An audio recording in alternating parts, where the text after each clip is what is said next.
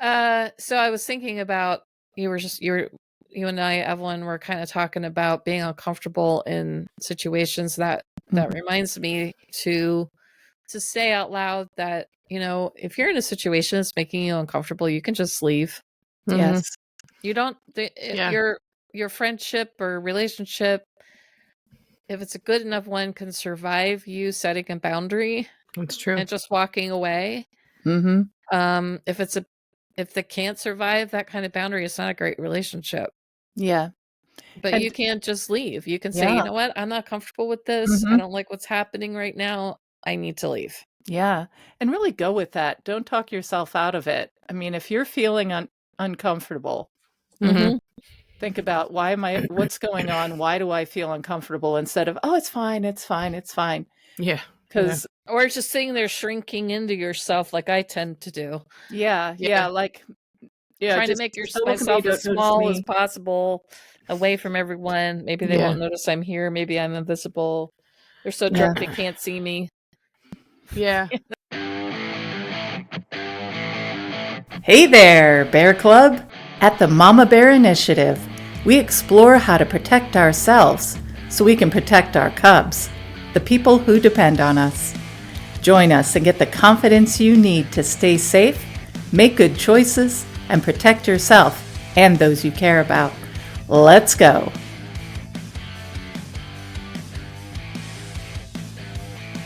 We've shortened it to Bun Bun. But Yeah. if you want the entire name, first, last, middle, Didn't know it was Bun, written. Sean is the last Sean. name. Sean apparently is my last It's name. hyphenated. Not so my I don't actual know. last name. It's Sean. Okay. All I right. don't know. So I'm trying to figure out how to adjust my head so that Wait. I'm Adjust your head. What is that? well, here's the thing. If I sit like this, it looks like Mhm. I'm squinting. Yeah, my eyes So I are have moved to too. like lift my eyelids to look like my eyes are open. Same here. Hi, everybody. If I look up at the camera up here, Mhm. I don't know I can't see what I'm doing and also look at the camera. So what does it look like? It looks like you're staring at something above your head. Yeah, Okay. that's what it looks like. And also sit comfortably, like I don't know. And then this microphone, it's great. It's a great little mini boom stand. I love it. Yeah, she I'm got the enjoying it. whole dealio going. We're simple. But yeah. So sitting up and staring at myself without Yeah. I keep looking over at you guys because you're over to my Rochelle's in the middle and Evelyn's all the way to the left. Evelyn's to my left, and you're in the center, but then you're to the left over here. And I'm in the middle, and I got Rochelle here and Steph here. So Yeah. what do the people see? Well, that's the thing, is figuring out how to do this without looking like a psycho. Wait, we have to try not to look like a psycho? Are you implying you always look like one? Well, no, I mean, but I don't agree. I don't agree with that at all. I would not say you look like a psycho. Okay, so here's an interesting thing with the camera angles. So I got the ring light over here shining down. I got the camera shining down because you see, as we get older, there's some extra stuff that starts happening. So yeah, I don't know. Your chin's pretty perfect. Yeah. Me, on the other hand. Yeah. Well, it's funny. There was a lady at work who wanted to give me a dress, and she's like, "What size are you, like 8 or 10?" And I told her it was higher. She goes, "You hide it well." And I was like,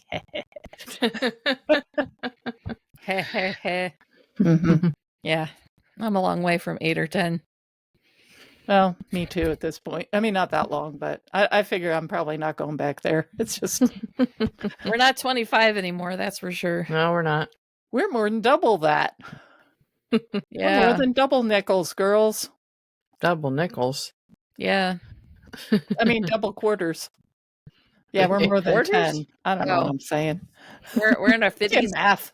I can't math. We're in our 50s. Whatever. Yeah. What? Okay. No drinking while we're recording because I heard that gulp. Oh, I'm sorry. Ooh, Did you hear that? no, I heard you. I gulped on purpose. Ugh, it's like hearing somebody chew. Ugh. Oh yeah, yeah. I'm not a fan of chewing for sure. you know, you know. So I'm gonna tell him my mom a little bit. So when we were kids, she's always don't talk with your mouth full. Well, she does it all the time, and I'm like, Mom, getting distracted by the food in your mouth. Mom. Mom. She goes, Yeah, "Oh." it's kind of gross if you see somebody chewing while they're talking. Mm. Yeah, Mhm. don't do that. Don't do that. Don't do that. Stuff like this. Don't do that. I'm trying to open my eyes. Like, We don't Mine want is- to be stary at people, though. I have the same problem though. My eyes look so narrow. I didn't wear eyeshadow this time. I have eyeliner on, but it still looks like I have no eyes. They're just black. well, no, it does look a little better. Okay. Yeah, I think Definitely the better. green blob that you were putting on your eyelid The green blob. made it a little harder to know that you had actual eyes.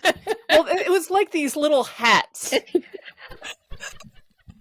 These little hats. these little green hats. Maybe we It's could- like, where did her eyes go? Hey. It's cute. I like the eyeliner. Yeah, So what if we just did this for half an hour, brief full throttle or something like that? I don't know. Just an idea. I don't know. we're We just don't, unfortunately, we don't know what we want to talk about. Evelyn brought up something that's really important, but it's kind of heavy. it's super heavy. And Yeah. yeah, and we were all like, well, it's kind of hard to banter about something like that. So now we're just bantering with nothing to talk about. Well, something did come to mind. What's up? I am working with a couple from my church, teaching them some self-defense on the side. Which side? Well,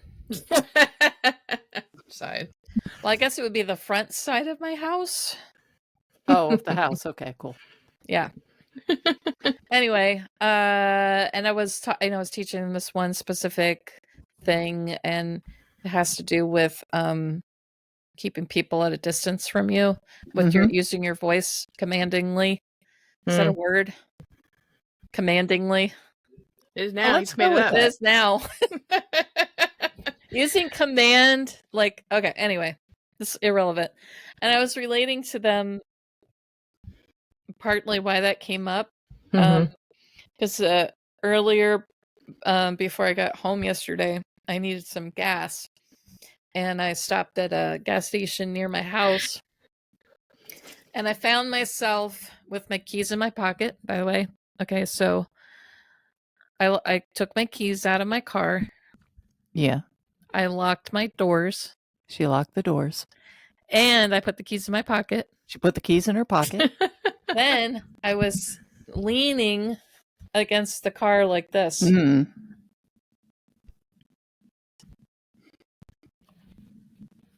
Right? Which is what I teach people to do. Mhm. And I found it was just automatic. That's good. And I was also thinking earlier, I was listening to another podcast. This was like an apologetics issue. And no, it wasn't that. It was Brett Cooper. Mhm. She did a shorter video. She's been doing like once a day shorter videos since she's been on her own.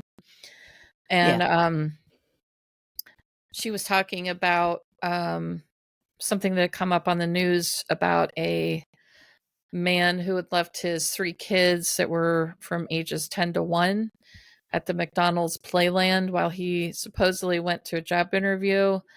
That was the initial story, and then the story changed later. They don't really know what he was doing, but it wasn't going to a job interview. And her point was about how she thinks that Generation Alpha has this high anxiety because of helicopter parenting, Mhm. which started because there apparently was a crime wave in the 70s that I guess was a lot of child abduction, but child abduction has gone down since then. Mhm. But there's still a lot of anxiety about it. So Yeah, for sure. leaving your kids alone is like now become verboten. Like And I was thinking about that and how, because we've tried so hard to get women in the door to learn self-defense. Yeah. The most two popular martial arts right now are BJJ and Krav Maga. Yeah. Yeah. I mean, there are the standards of karate and taekwondo, whatever. They're still out there, still popular, but it seems like the perception is that those two styles will teach you how to defend yourself. Yeah. Okay. And I'm not saying they don't. Okay. But that's a perception right now. So if I'm not marketing myself as a BJJ expert or Krav Maga expert to teach, then they're not really that interested. Right. It seems like. So I've been thinking about, this anxiety that people have about their kids, but they don't seem to have anxiety about. Brett's idea was we need to have less anxiety about this. Let your kids be independent more and let them go outside and play without you watching their every move. And yeah. So anyway, so the two things, watching my surroundings, but I'm not nervous about it. I don't have any anxiety about my safety per se, but I do feel like I still have to be responsible. Yeah. For it. And then people out there don't seem to have enough anxiety about it. But they're still going to BJJ and Krav Maga classes. If I just go down the street a couple miles, there's a Krav Maga class down there that's pretty popular. I wonder if they're doing it for not for safety reasons, but just because they think it's cool and trendy. I mean, it's probably part of it. I mean, the BJJ guys definitely make it seem cool and trendy. Yeah, for sure. Somebody once said they're really good at marketing. Yeah, they are. That's true. It is kind of cool and trendy. I mean, I admire the BJJ guys, to be honest. As far as their skill and discipline goes and dedication, because it takes a lot of years to get a black belt. It's 10 years or something. Yeah, that's true. It's a lot of perseverance. Yeah. It's not easy to move up a level. Yeah. So it is impressive when somebody gets all the way there. They've hung in there. Yeah. It's like, ooh, that's cool. I wonder if I could do that. Yeah.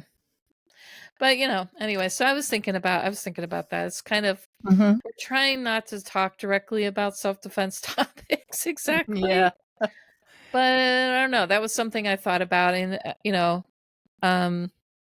coming from my background, I am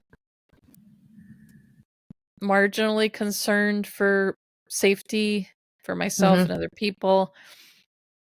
Being a self-defense instructor, a martial arts instructor, right? I feel like it would be hypocritical of me not to be concerned.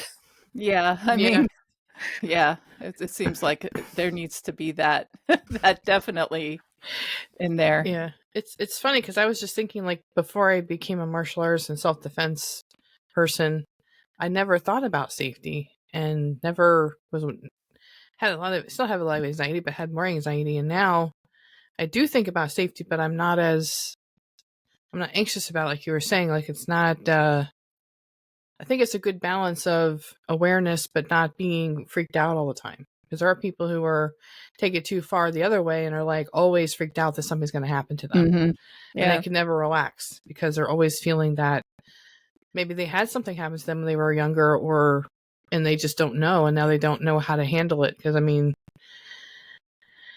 off track what I was going to say. Basically having the right balance and the right idea of keeping yourself safe, but not going too far one way or too far the other way. Yeah. I think part of it for me is a lot of times I've enjoyed playing games, creating scenarios, like what would I do if? But then every once in a while I start to think about, okay, but this isn't really a game. I have to kind of pull myself back and go, it's not like you're watching TV or got the, joystick or something, The joystick. Evelyn. What was that? You said joystick like we're still in the 80s playing Atari. Okay, look. Generation X. They're called controllers now. not joysticks. There's no Okay. joystick anymore. All right. I know I'm dating myself, but I have literally not played a video game really. I mean, occasionally once every couple of years since the 80s. So yeah, I'm stuck there. Okay, so the controller. There you go. Sorry guys, I am in my I'm the oldest of the three. Anyway, That's true. I've actually thought about I've imagined falling on the ground, hitting, tarmac. Or not tarmac. I'm not on an airplane. Oh Tarmac. my gosh! How Airport. often do you go to airports, I Evelyn? was thinking I couldn't think of the word asphalt. All I could think was What are you macadam. doing on I the was like, tarmac what at are an these airport, words? Evelyn? Oy, I play with words all day, and then I'm an editor. Anyway, sometimes the words I want are gone by the time I'm talking. But no, I imagine what would it be like to actually fall on something hard as opposed to on the mats? What would it be like to take someone to the ground if I had to? Or You know what I think about when I imagine these scenarios is how much I'm going to pee my pants. Yep, Really? she just said that. I said that. Okay then. That's in my self-defense scenario. How much? That's smart. Know yourself. I've thought about that because I actually heard that a strategy to help repel someone could be to pee. Act crazy and pee your pants? Act crazy and pee your pants. Okay. Or I mean, more, I as can do that needed. pretty much anytime I want. So I guess I'm weaponized and ready to go. If you can make yourself repulsive to a potential attacker, how can I make myself the opposite of what they'd want to mess with? So it's not just about being tough. It's also about Never bathe, I guess. you don't want to mess with me. I was standing can be. on Hmm. yeah, I was standing leaning on my car going, I wonder how tough I look. But honestly, I'm a middle-aged woman who's overweight. I have no idea what people think of me in terms of could I take care of myself? I have no idea what people think. That's you true. guys know me, Mhm. and that's fine. But a stranger doesn't know me. That's And, true. it's so funny when you mention that you practice martial arts. Like, ooh, I guess you can really hurt me and take me down to the ground. Yeah, huh? I get that too. I'm like, maybe? I don't know. I don't know. That's not Would the I first want thing that to? comes to mind, but Yeah. I've had people sneak up on me and scare me, and they're like, I thought you were a ninja. I'm like, I'm not expecting this. I'm not supposed to be expecting someone to sneak up on me right now. Yeah. it's how quickly can I recover from the jump scare and then take you down. What do you expect? What do you think's going on? Yeah. I do find it interesting, though. I think that's really kind of ninja of us as well, where the older we get, the less intimidating we seem to be. However, I think that we can really, it's a stance, the way we carry ourselves. Also, if they can get close enough that you can shoot them a look, Steph, if you pull out your big sister and or dojo cho face, really, you're doing that? Or the testing face. The testing face. That's why. Wait, am I the testee or am I the tester in this? Oh, case? you're the fearsome sensei. This face? Yep, that's the one. That's why we don't look at the sensei while we're testing. If you do, if they ask you a question, you're like, okay, I'm looking at the top of his gi. I'm not going to look at his eyes, or I'm going to look at her hair, not at the eyes. You look at the eyes. Look Look eye, always look eye. No, look at nose. But Steph, I remember you telling us about this guy who, he'd walk into the room and you immediately were like, "Ooh." Oh, I've experienced that a couple different times with different people. Can't say who exactly, but yeah, the longtime martial artist, definitely skilled, definitely had a presence about them that made me go, "Don't come over and talk to me. Stay away from me." Yeah. And I guess what I'm thinking is it doesn't really matter how old you are. If you can develop that, they're just like, I don't know, man. That old lady's kind of scary. Yeah. Just kind of standing there. Yeah. I mean, it really is about the vibe you're putting out, as far as like, confidence is kind of it's kind of a slippery eel, because you can appear confident but have zero skill. Mm-hmm. Right. You can have a ton of skill and not be confident. I've had that. I've had that happen to me. Yeah.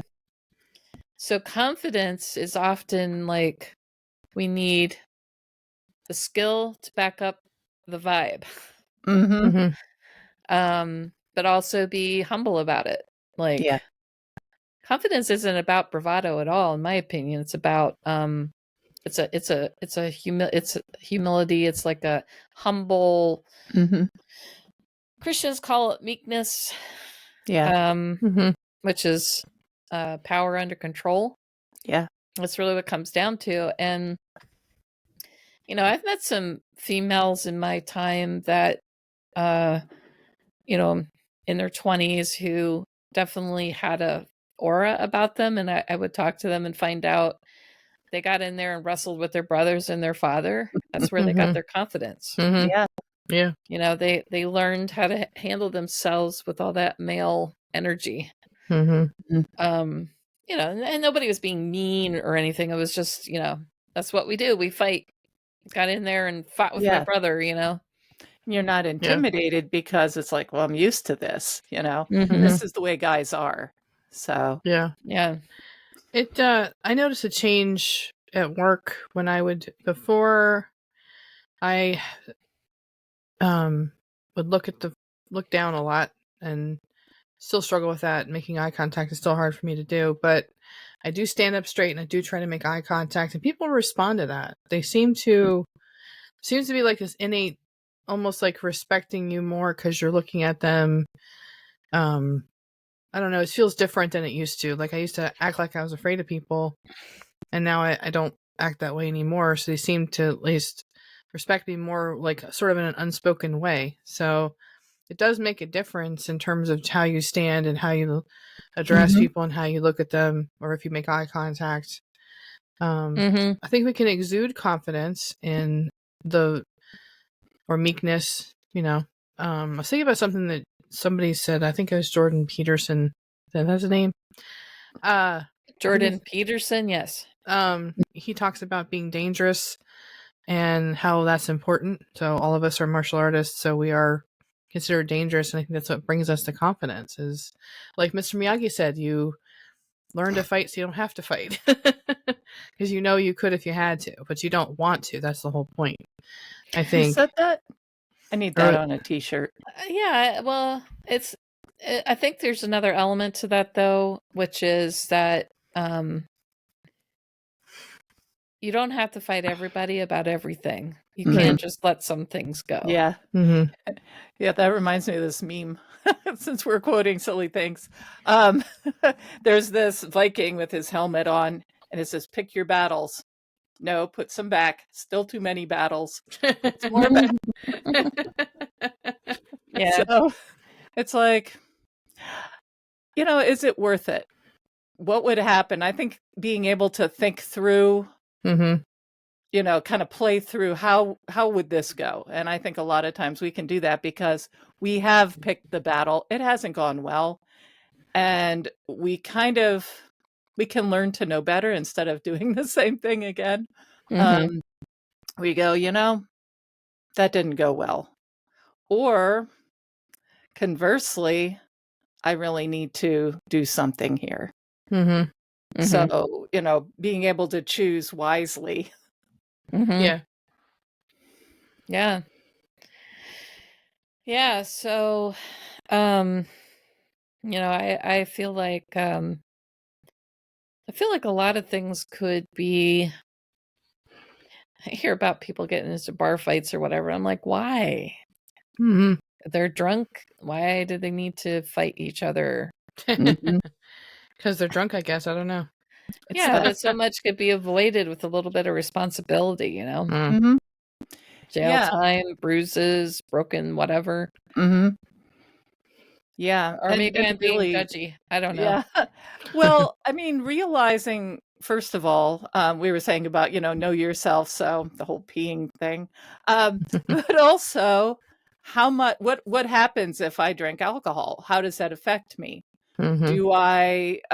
Do my inhibitions fall away, and do I make stupid choices?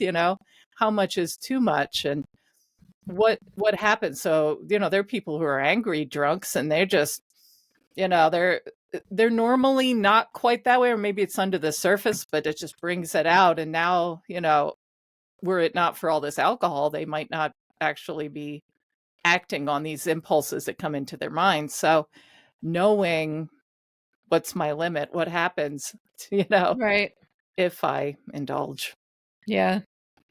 Plus, I mean, we often, so when we do these scenarios, like self-defense scenarios, so you're at a bar, and I'm like, It's I can't almost even always at a remember. bar. Yeah. And I'm going, I don't go to bars. I mean, Right. maybe like the Two Stones pub, but I'm there for the food and maybe a beer. But Yeah. I'm not there sitting at the bar, and somebody's on the honky tonk. We're not going to the biker bars looking That for would be fights. that would be a saloon, Ev, not a bar. See, I was such a goody two shoes. I don't even know my bars. But we're always, and I'm like, why are you going to the bar in the first place? I don't know. Or people- leave the party when the guests start getting loopy. I mean, if you ever been to like a wedding reception where there's alcohol, Oh yeah. and after it's going for a while, people are getting crazy. Mm-hmm. I remember going to when this woman was acting very weird, very bizarre, and I was just like, I think it's time for me to leave. It wasn't just her. Everyone was getting lubricated with the alcohol and being zany. I've been in situations where a lot of people were drinking a lot of alcohol really fast, and it got uncomfortable for me. Very I'm fast, not much of a drinker. Like, I do enjoy beer, like craft beer. Unfortunately, my medications don't allow me to drink much. I do enjoy sake and the occasional cocktail, but for the most part, I just don't really drink that much. Never really have been one for that. But yeah, I've been in those situations. Now, that fortunately, nobody was acting weird or fighting. Mm-hmm. Thankfully. Yeah. But it started to get, I was like, my safety felt not good. Yeah. To be honest with you. I felt like, I don't know if I want to be around this. Yeah. Yeah. Especially like, people are acting a certain way, and then alcohol is kicking in, or maybe even some other things are being introduced to the mix. And now they're not acting like they were, and the whole thing feels like chaotic and unpredictable. Yeah. And, and you could just sort of see it getting worse. Yeah. Well, go ahead, Rochelle. I've always wondered why. I mean, I understand why younger people drink to get drunk, but I've never understood why older people can't just drink alcohol, enjoy it, be normal, and not go crazy. I don't know why getting drunk is such a thing when you're like older.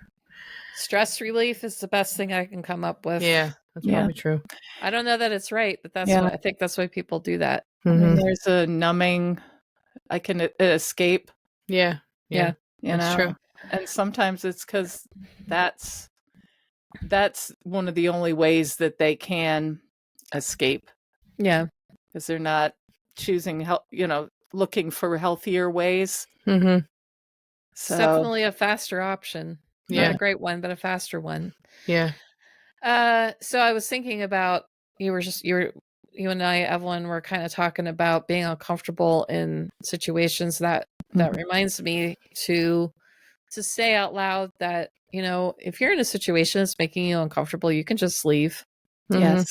You don't, your friendship or relationship, if it's a good enough one, can survive you setting a boundary. That's true. And just walking away. Mm-hmm. If they can't survive that kind of boundary, it's not a great relationship. Yeah.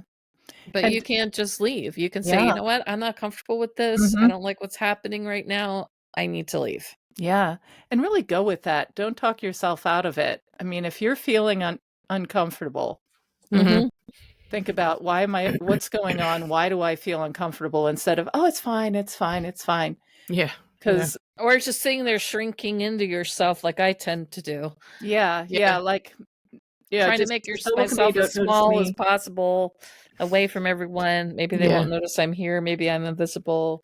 They're so drunk they can't see me. Yeah. That's how I tend to have. I've had a hard time walking away from social situations in the past like that. Yeah, it's hard. It can be very hard because there again, you don't want negative attention from others, right? And a lot of people don't want any. I don't want to be in the spotlight for any reason, but you don't want people to be mad at you. You don't want them to think that you're attacking them. It's okay for people to be mad at you if you had to set a boundary. Yeah. Most people don't like boundaries.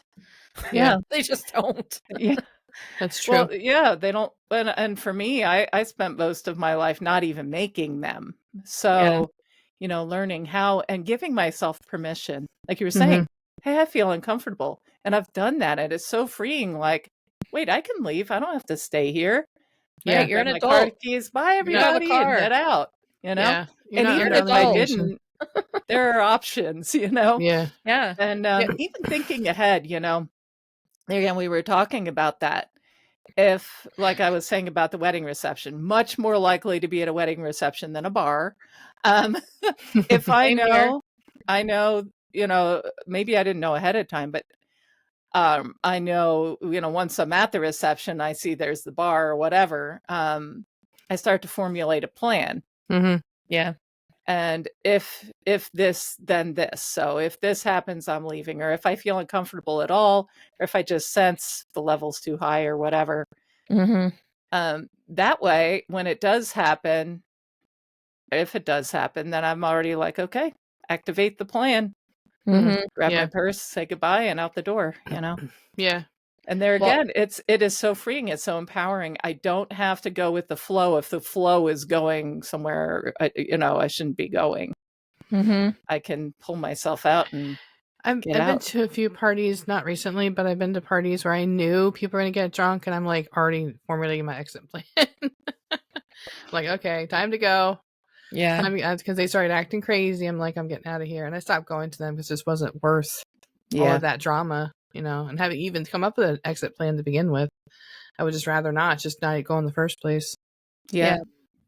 Yeah, it's okay to not be comfortable in certain social situations. Like, it's okay to not want to do it. Like, I don't know why we feel like we have to do things we don't want to do just to keep.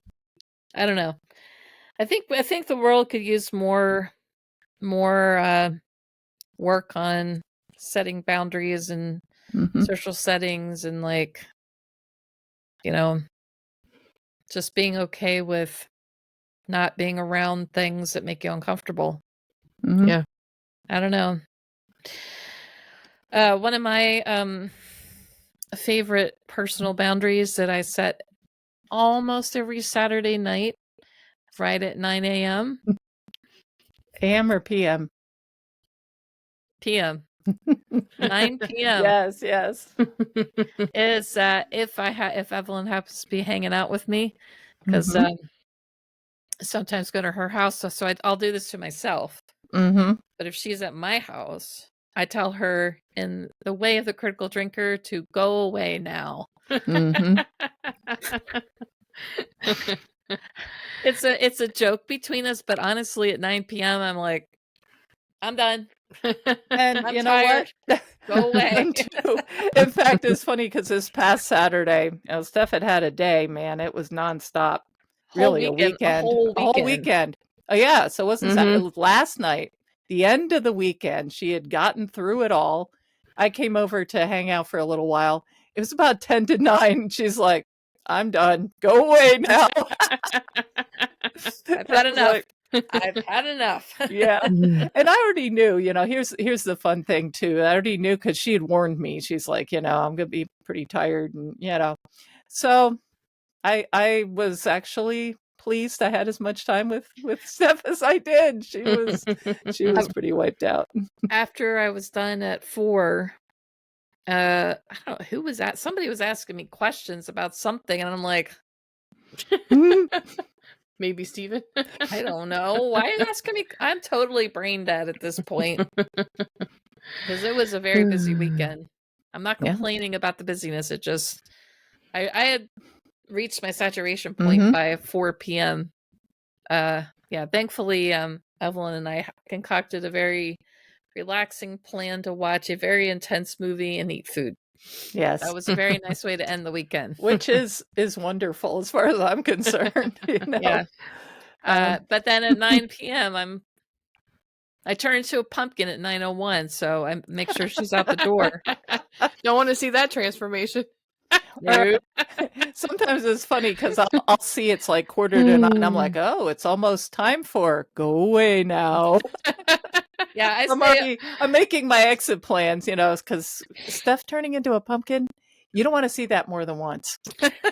And I stay that way till someone gives me my coffee in the morning. You're just an orange blob in your bed. Well, I mean, a pumpkin has some kind of structure. It's not just a blob.